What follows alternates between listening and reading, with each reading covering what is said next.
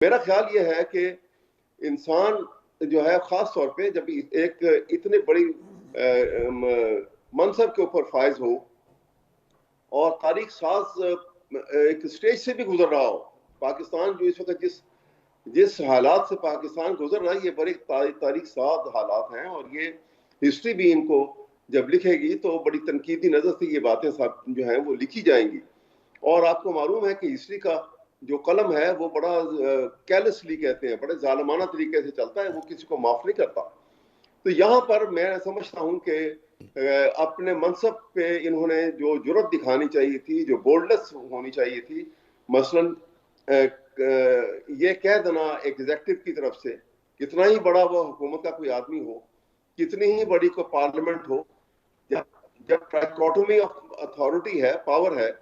तो पार्लियामेंट अपनी जगह पे है, एग्जेक्टिव अपनी जगह है और जुडिशरी अपनी जगह है। जो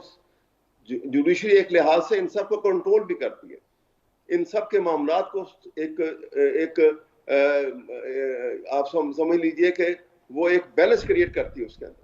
लिहाजा इनको इस बात का अदराक रखते हुए ये ख्याल रखना चाहिए था कि जहां पर भी मैटर आएगा कंटेम्प्ट ऑफ कोर्ट का,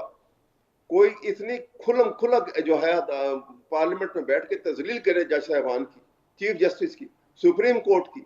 हाई पाकिस्तान के आइन के दफात की, और तमाशा बनाए वहां पर, तो आप सोचिए कि उस वक्त सुप्रीम कोर्ट की खामोशी, चीफ जस्टिस की खामोशी, ये लोगों की नजर में वो करेंसी खो देगी और खो रही है, जो कि ठीक है। इंतहाई